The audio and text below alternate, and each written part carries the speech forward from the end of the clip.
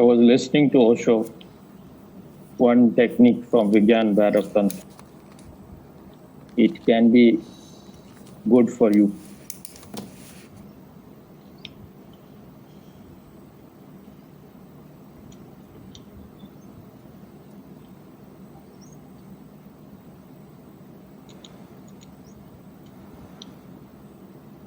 I cannot say exactly the words because I've forgotten, but it's like look at some object with love and just look at that object, forget everything else. And hear the blessing. This is like the technique is like this. So what it means to look at something with love. Everyone feels that we are looking at something with love.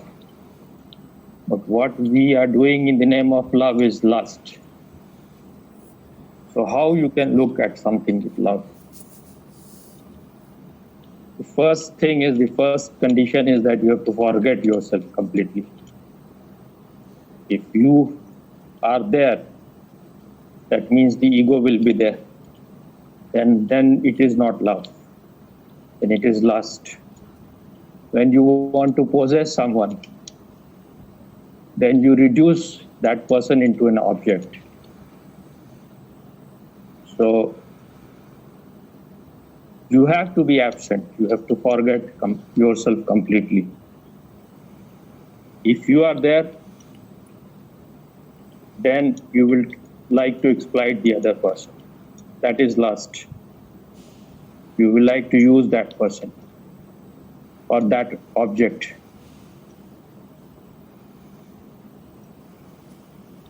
When you look at something with love, even the object, even the inanimate things become a person.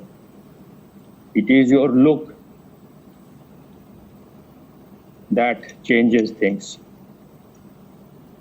If you are filled with love, the same object will become a person. There is no need that you have to look at any living person. Any object, if you are looking at it with love, is transformed. So, love here means that you should be totally absent. You have to forget yourself completely. When you are in love, you want to give to other person everything. You don't want to get anything. You don't want to grab the person. And when you are in lustful state, then you just want to get. You want to use the other person. When you want to use the person, the other person, when you want to possess the person, then you are reducing even the person into a thing. And when you want to give, then you are transforming even an object into a person. So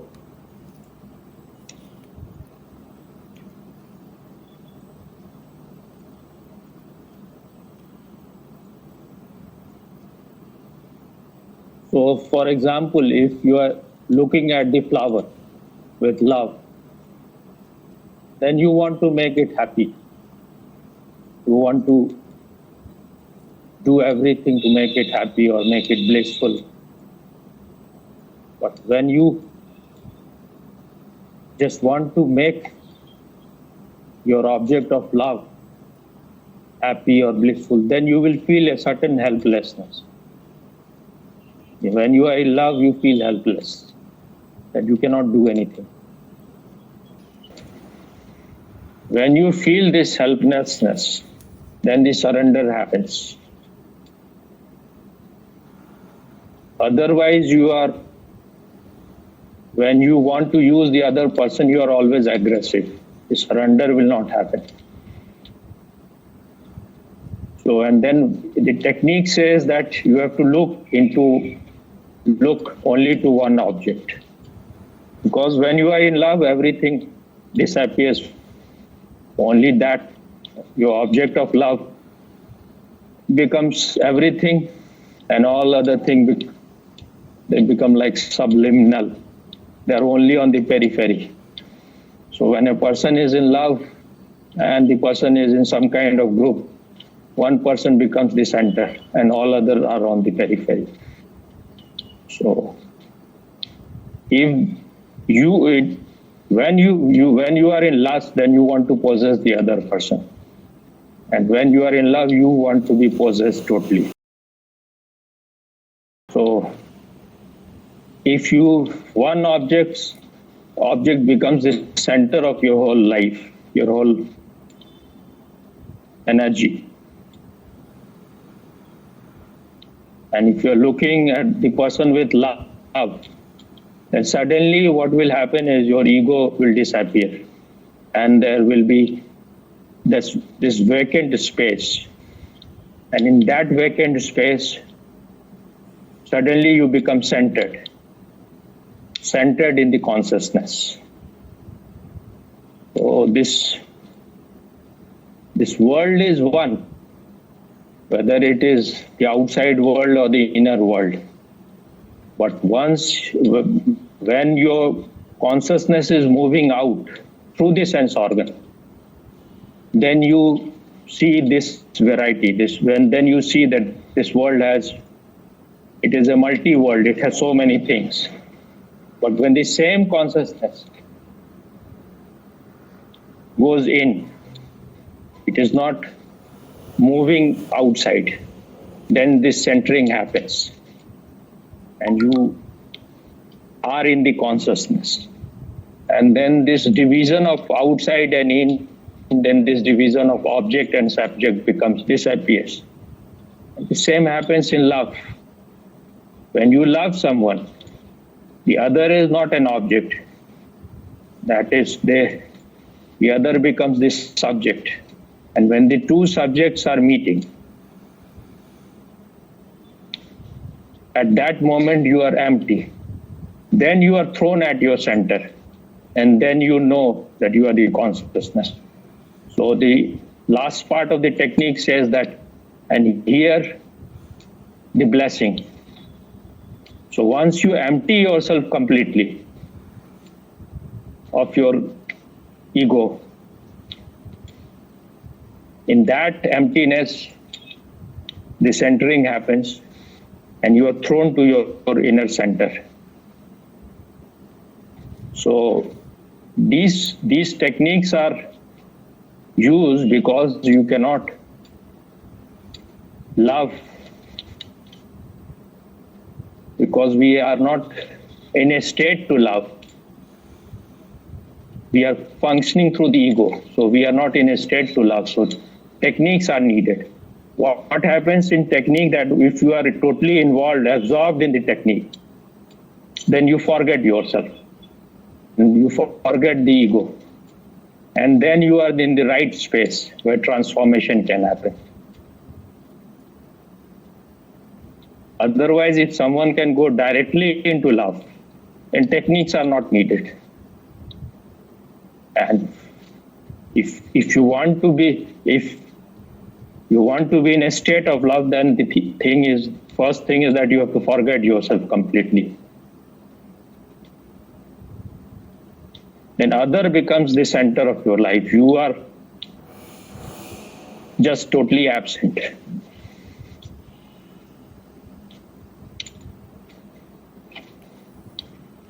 Because it is very difficult for us to be in that state. Then through some technique, this centering cannot even this centering cannot happen directly. When you are absorbed in certain things, certain technique, then suddenly you forget yourself. And in that forgetfulness, an emptiness is created, where you realize, you know, your consciousness. That is centering. So these techniques are using your sense organ. And once you are totally absorbed in the object of your love, then suddenly there is a stoppage and you are taken beyond your sense organ. There is a jump where your sense organ stop functioning, and then you are come back to your inner center.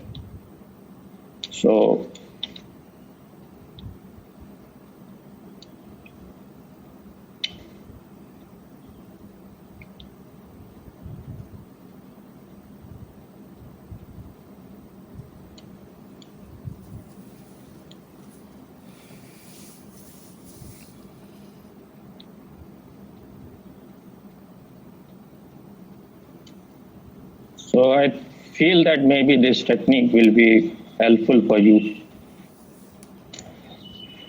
And if it helps, then this can become your meditation for some time. So just look at the picture. There is no need to set the time. Is it need to set the time or not? No, there is no need. If you are concerned about the time, then you will always remain in the mind. Okay. Do not go beyond the mind. That is what Jesus said. There shall be time no longer. Your consciousness is never in the time. The eternal is never in the time. Anything which is created in time will be destroyed in time. Anything which is born is going to die. But your inner essence is never born. So it is never going to die.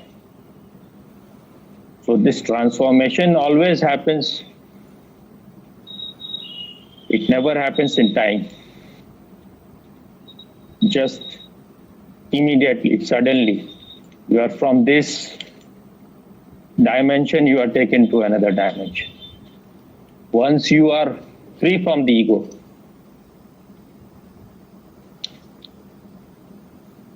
so there is two ways. One is love, other is techniques. So for those who cannot go into love here and now, for them technique is needed, because technique will purify you. You are involved in something, and that total absorption will suddenly make you empty of all impurities, and then the real will take its place. Real will take place of the unreal.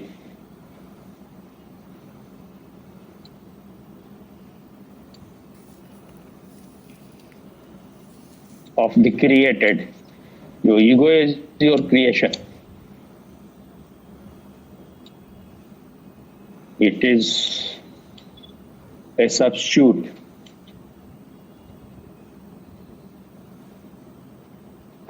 So there should be no time. You can maybe, if you want, you can use some light music. You should use some good perfume or incense which helps you to be more in the here now. And then you have to forget everything else. Not that mentally, but be absorbed totally in something. You are looking at that thing with love, not with lust. When you are looking at something with lust, then you want to use that. You want to possess. Then you are killing that thing. Then you are reducing that thing into an object, and that is an immoral act. So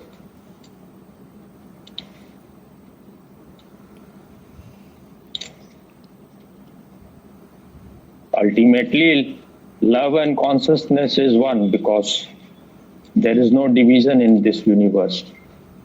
It is because of the mind, because of the sense organ. Because we function through the sense organ. We think that there are many things. But even when you are looking at something, the looker is your consciousness. It is using sense organ as a mean to look.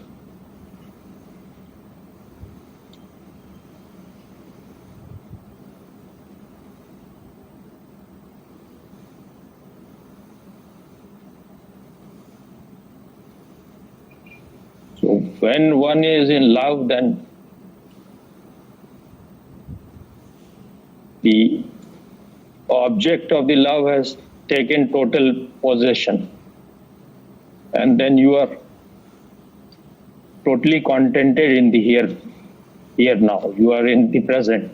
Past and future disappears for you.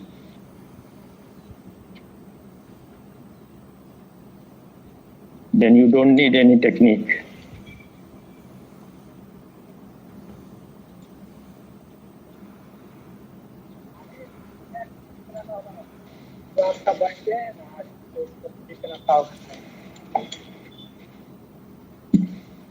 So that means when looking at the object, right? Because like in dynamic, you have to watch everything that's happening. So for this technique, the technique of looking at the object you love, that means I don't need to be aware that I'm watching it, right, and not Swami. I just need to be absorbed in the object, right?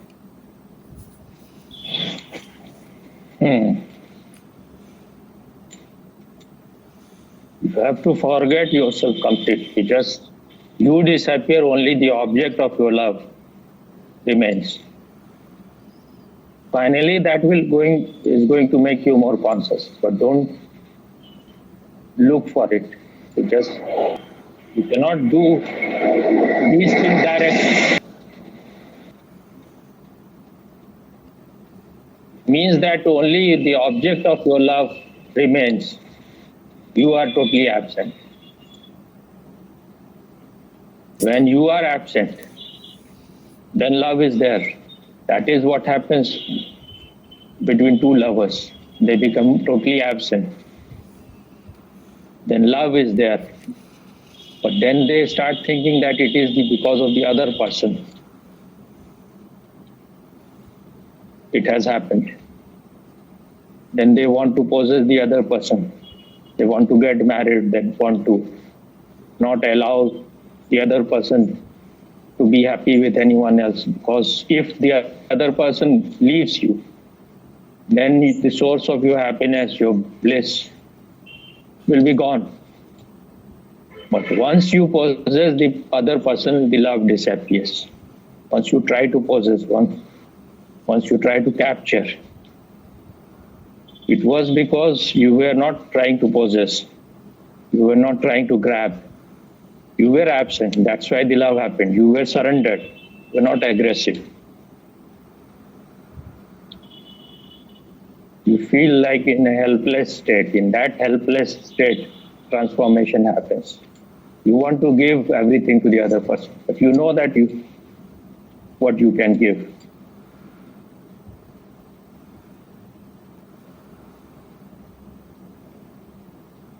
Once you have understood it, then you can do it consciously. In love, when you are in love, it happens unconsciously.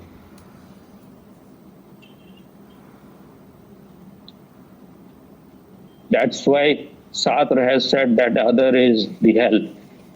Because when you treat the other person as an object, then the other person will take revenge. He or she will also treat you as an object. And you are creating hell for each other. But if you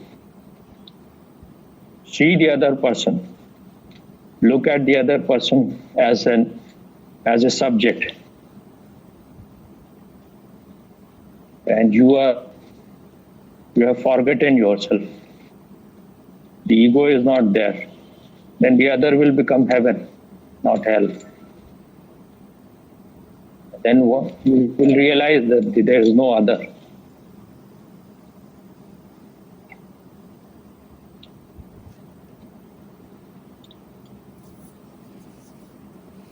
Love has nothing to do with other. It is your own inner state when the ego is absent.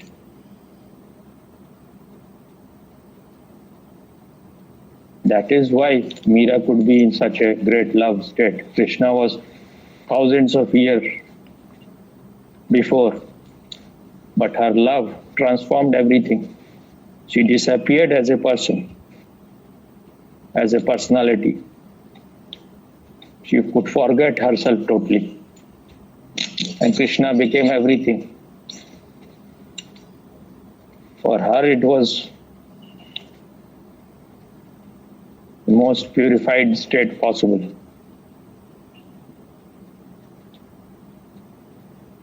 She had forgotten herself completely. So whatever she was doing, everything was for Krishna. If she was eating food, it was for Krishna. If she was taking baths, it was for Krishna. If she was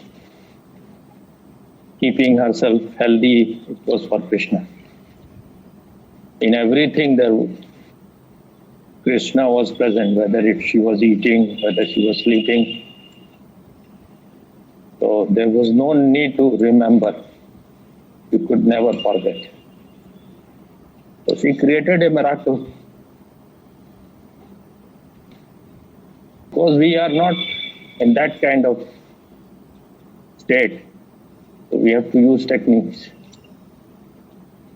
Is it clear? Clear. So those who cannot feel what state she was in, if they are thinking, then for them she was a mad person. But if you have that kind of feeling, then you will know that she was the most intelligent person possible, most loving person possible. There was no fear at all. When you are in love, real love, there is no fear. She was stronger than the whole world. They tried to poison her, they tried to torture her in every way. But her inner state remained totally unchanged, unaffected. She went on becoming more and more purified. And then it is said finally she went into the temple to pray to Krishna. And then it is said that she disappeared totally in that image. And only just small fragment of her sari remained. Everything gone. But this is just a poetry. That means that she disappeared totally as a person. Her drop of that drop of water disappeared completely into the ocean. So she melted completely. It is like what Ramakrishna said, that if you touch, you taste the water of ocean from anywhere until it is salty. So if you were to seek Meera in all her attitude, you will just find it is only Krishna. She is not there. So she is one of the most miraculous things that has ever happened. Even when Hema Malini played the role in Meera, it was so fascinating. What can the real Meera can be? She was more powerful than King Akbar or any priest. Once she entered into one very famous temple. And in that temple, entry of women was barred. No woman can enter. So she was doing her kirtan, and with a group she entered like a strong wind. When the pujari, the priest, just lost all his senses, seeing her divinities, just forgot forgot to stop. Then after some time, when his senses was back, he said that, how can you enter? You are a woman. So Meera said that I used to think that only Krishna is the man, we are all his woman, we are all his gopi. But now I found that there is one more man. So you are also a man. What she meant that we are all here to surrender ourselves completely, disappear as an ego. Man denotes ego. You are a doer when you are a man.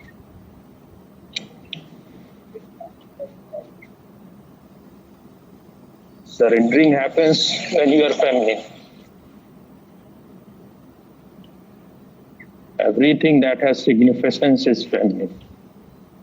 Beauty is feminine. Grace is feminine. Meditation is feminine.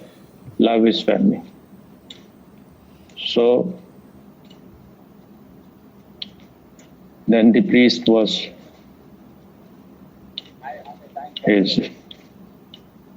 the blockage of his head was flint. And then he fell into her feet.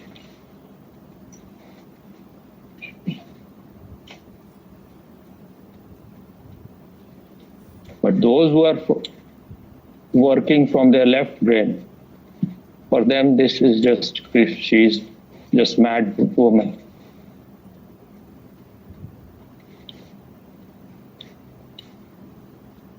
But she was the sanest person possible, because she could make Krishna present in her each and every cell when he was not even physically present. How much intelligence and sensitivity was there in her. The real test of it is that her life was totally transformed. Even when she was given poison, she converted it into nectar. Poison could not do any harm to her. Do you have anything to say?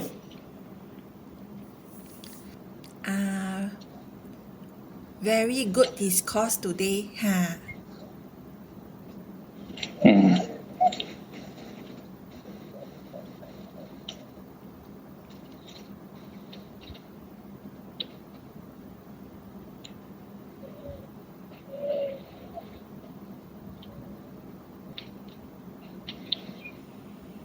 Love is the miracle. Love transforms. If you can love, then no technique is needed. Love is the ultimate technique.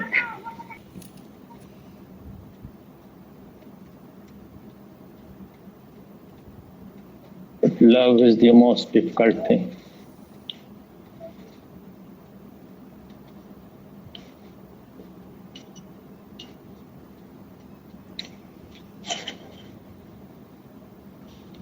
If the ego is there, then there is no love.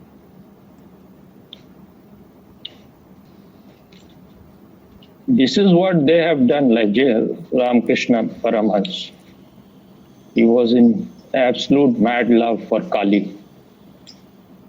And the whole world was absent for him. And that became his enlightenment. Then later on, he followed many paths. And through all the paths, he realized to the same truth. But that madness is needed. You need to be possessed. You need to be a mad person in the eyes of others.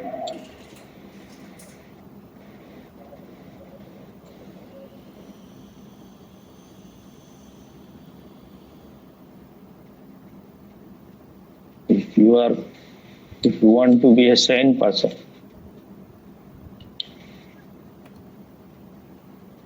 then you cannot go beyond your mind.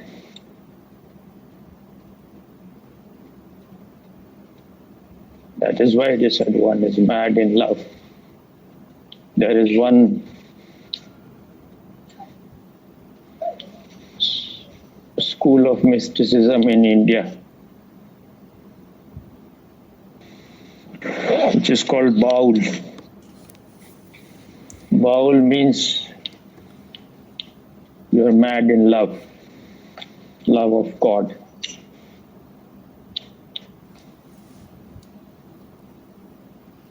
This one who is gone mad in love.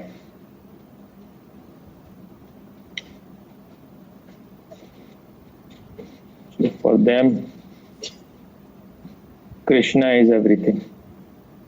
And mostly these people are male.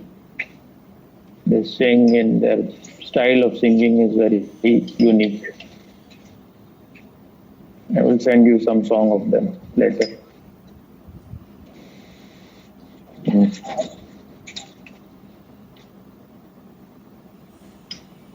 Yesterday I was listening to Lata Mangeshkar's song, and I really find I now know how to enjoy like this kind of classical music. Last time I didn't find it wasn't in the state where I know how to enjoy this kind of music.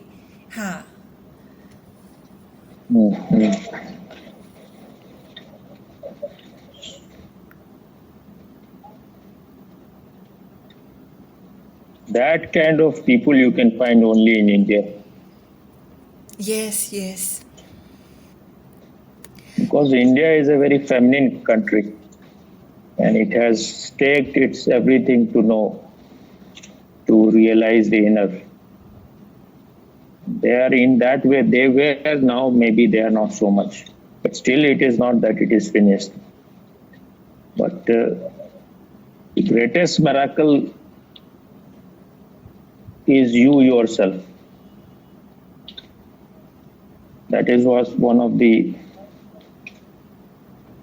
sage of Bengal said, Saber upar manush sat, tahire upar nahi. That means above all is the truth of man. Beyond that there is nothing.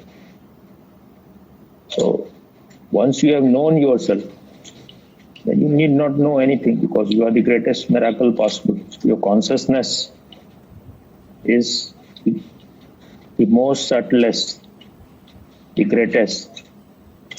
Scientists are knowing objects. Once you have come to know this very subjectivity, that is the most, there's nothing beyond it.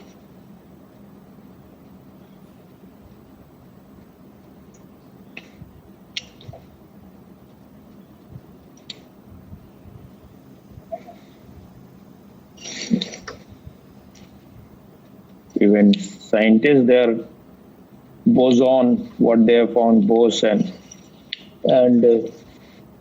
Einstein, what they call it, it's like God material or something, I've forgotten what they say. You remember or not? I don't remember. Because they've come to something which is totally mysterious. So they call it God. I've forgotten the word God matter. Is it God matter? Not God matter, but something like that. Okay. If you like our videos, don't forget to like, share, and subscribe. And send us one apple a day. Because we want to eat food from the tree of knowledge.